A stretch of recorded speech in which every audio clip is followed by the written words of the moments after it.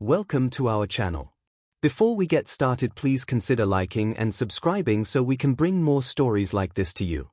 I retired last year after 4 decades managing a regional distribution center. My wife, Celia, and I decided to downsize to a quiet community we'd heard wonderful things about. It was a 55 and over neighborhood with a well-groomed park, a small clubhouse, and homes that looked pristine as postcards. The HOA boasted of preserving the pleasant atmosphere, and early on, that seemed great. We'd have fewer maintenance worries, a built-in social circle, and a sense of security. But I quickly realized something else was brewing behind the manicured lawns. I'd inherited an antique ship's anchor from my late father, who had served in the Navy during World War II. It was a fascinating piece of history, definitely not your everyday lawn ornament. I was proud to display it in our front garden, set up in a simple flower bed, with a small plaque dedicated to my dad's memory. Seeing that anchor when I walked outside each morning brought me genuine joy. It also sparked friendly conversations with neighbors who were veterans or who had family in the service. In the first few weeks, everything was calm. But soon, I got a polite but firm letter from the Homeowners Association. It was typed in official bold fonts, and the tone made my stomach tighten. The letter claimed my anchor violated a community design guideline that required exterior decor to be consistent with a uniform aesthetic. I skimmed the HOA manual after we moved in but had never come across anything that would exclude a modest anchor in a flower bed. The closest relevant rule mentioned excessive lawn ornaments and holiday decor. But this was a single piece, hardly over the top. Not wanting to ruffle feathers, I called the HOA office. A cheerful receptionist told me to attend the next board meeting to discuss it. That's where I first met Mrs. Wilcox. Everyone called her the president, but her attitude screamed commandant. She had the same insincere smile I used to see from difficult clients who wanted something for free. She recognized me instantly, nodded curtly, then steered the conversation.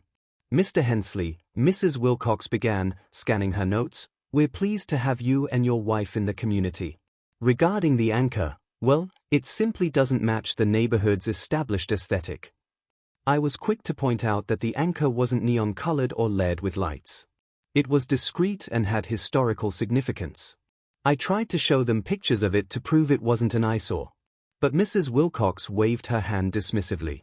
She seemed more interested in hearing her own voice than seeing any evidence I had. "Policy is policy," she continued in a clipped tone. "We all must follow the guidelines. It's not personal. I'm sure you understand." I truly wanted to believe it wasn't personal, so I asked how I could become compliant without losing the anchor.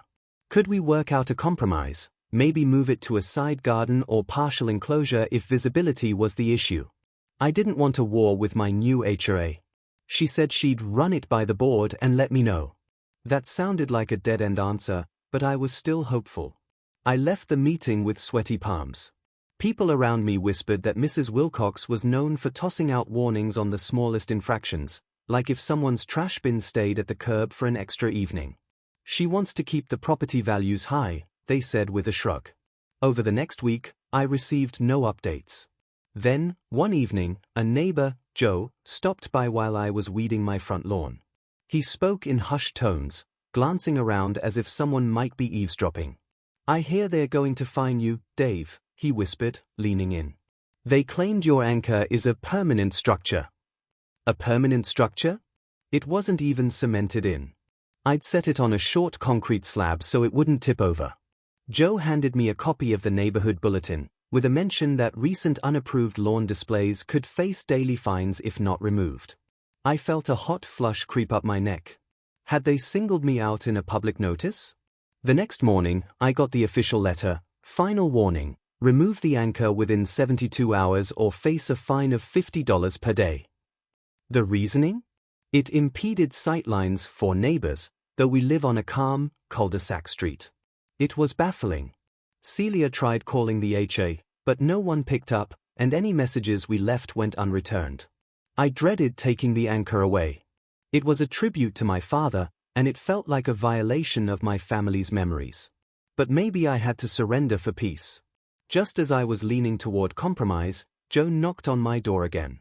This time, He said he'd overheard Mrs. Wilcox discussing with another board member about making an example of me to discourage others from tacky yard embellishments. That stoked a fire in me. Tacky? This anchor, battered from the waves my father braved, was more than decor. It was the last tangible piece of a heroic chapter in my family's history. I still wrestled with doubt. Was it worth the fight? Maybe I should just store it in my garage. But the principle of being bullied over something so personal, especially by a controlling board that seemed drunk on its own power, rubbed me raw. I decided to keep the anchor in place until I could talk face-to-face with Mrs. Wilcox again. Maybe, just maybe, I could appeal to her sense of reason. Or, at the very least, let her know I wouldn't be pushed around so easily. Little did I know that this was only the beginning. The very next morning, Celia and I woke up to rattling noises outside. I peeked through the blinds to see two men in neon vests hauling my anchor off the concrete slab. My heart slammed in my chest. Neither I nor Celia had been given any new notice, no email, no phone call. And yet, here they were, physically removing my property. I darted outside, still in my slippers. "What are you doing with my anchor?" One man shrugged. "We have an order from the HOA. They said it's unauthorized." I demanded to see the order in writing, but all they had was a short typed memo they barely let me glimpse. It bore the HOA's logo and a brief statement, "Please remove the lawn structure at my address, per HOA compliance." No date, no official signature. I could feel the fury climbing. "This is my personal property.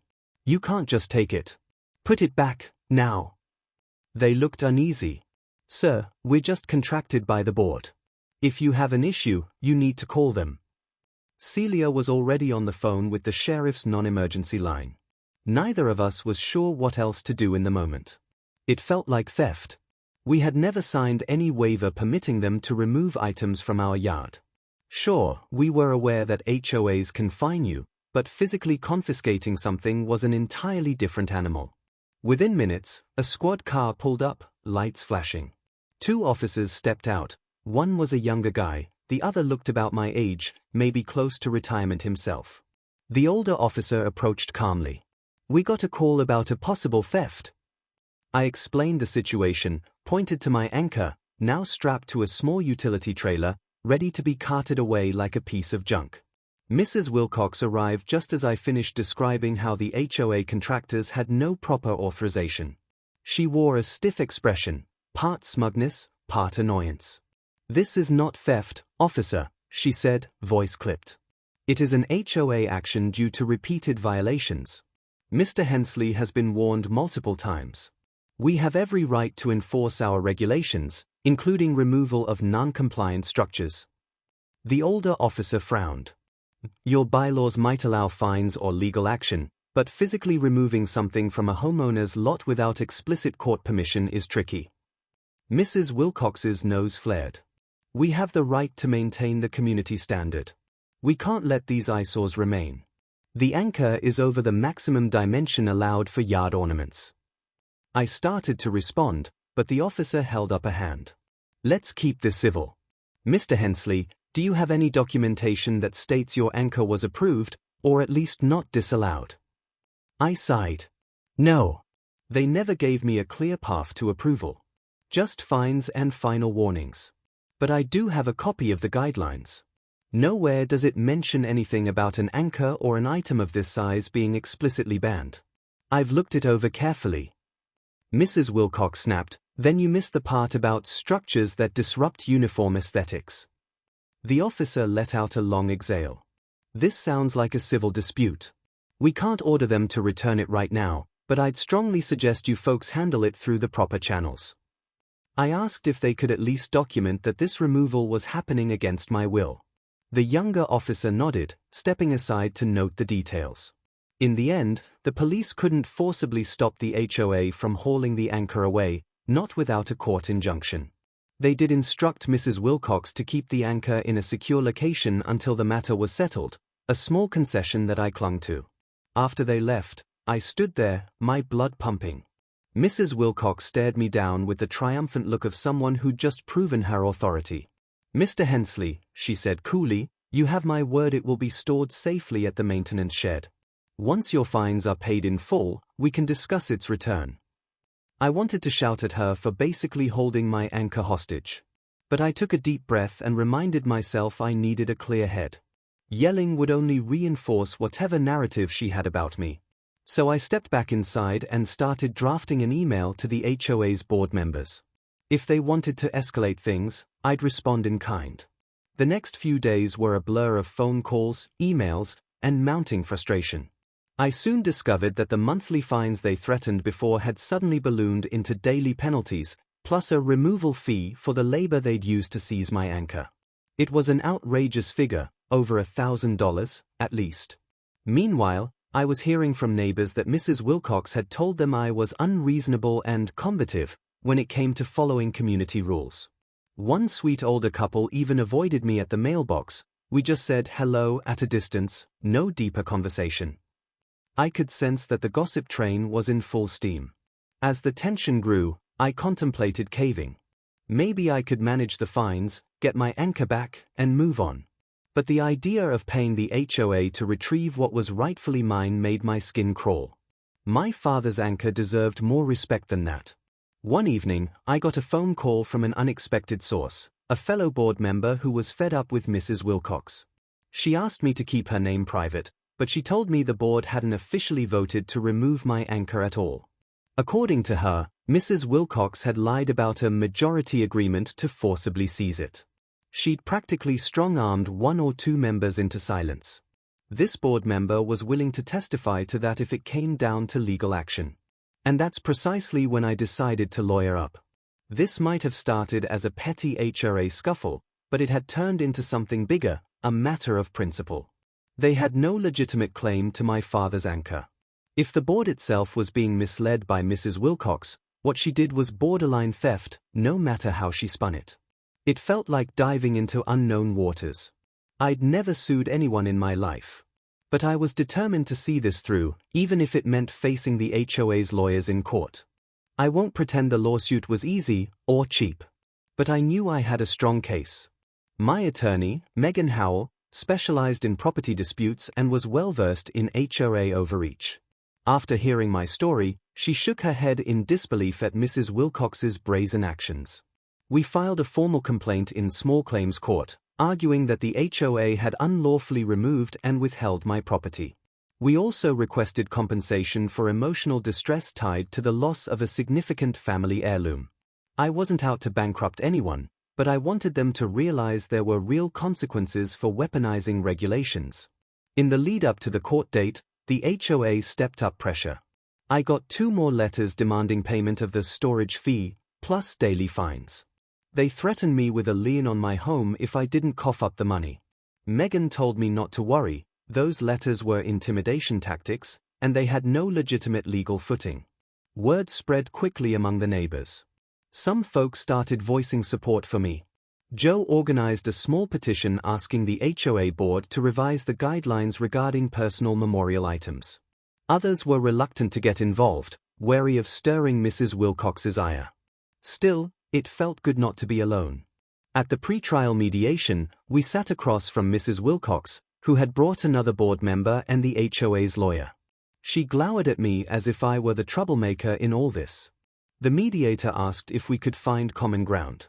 I said I was open to a solution that ended with me getting the anchor back immediately, with no fines. But Mrs. Wilcox insisted I sign an agreement never to display the anchor in the neighborhood again. I refused. She folded her arms, huffing that it was non-negotiable. Megan politely reminded her that their own guidelines had no rule explicitly banning such an item. We left mediation without any resolution. On the day of the hearing, the small courtroom was filled with a handful of interested neighbors. I took the stand to explain how the anchor came to be in my possession, how it was a family heirloom, and how the HOA forcibly removed it without proper authorization. My voice trembled a bit. This was all new to me, but I held my ground. Then Mrs. Wilcox testified. She claimed the anchor was a safety hazard and that multiple neighbors had complained. Under cross-examination, she couldn't provide any written statements from those neighbors, only vague mentions of phone calls and verbal complaints. Megan pressed her on the alleged board vote to seize my property. Mrs. Wilcox danced around the question, offering half answers. Finally, the board member who had secretly contacted me testified. She confirmed the board never voted on forcibly removing my anchor. She said Mrs. Wilcox had personally arranged for the contractors and then intimidated anyone who questioned the order. You could see Mrs. Wilcox pale as the whole fiasco came into the open. The judge asked to review the HOA's bylaws and design guidelines, paying special attention to anything that might justify such drastic action. When the HOA's lawyer couldn't point to a clear rule, the judge's disapproval was obvious. In his ruling, the judge stated that while HOAs have powers granted by membership covenants, they do not have the right to seize personal property without due process. The anchor was to be returned to me immediately, with no fines or storage fees. The judge went even further, granting me compensation for legal costs and a small damages award for the emotional toll. It felt like an enormous weight was lifted. I locked eyes with Mrs. Wilcox as the judge read the verdict. She looked furious, but there was nothing she could do. Afterward, the HOA's lawyer pulled her aside, presumably to advise her not to escalate the matter. 2 days later, the anchor was delivered to my driveway, intact. The guys who dropped it off were the same contractors who took it away, only now they looked embarrassed. One mumbled an apology, then hurried off. Celia and I stood there, relieved to have my father's anchor back where it belonged. A few weeks later, at a special HOA meeting, Mrs. Wilcox resigned as president. The backlash from the court battle was more than she could handle.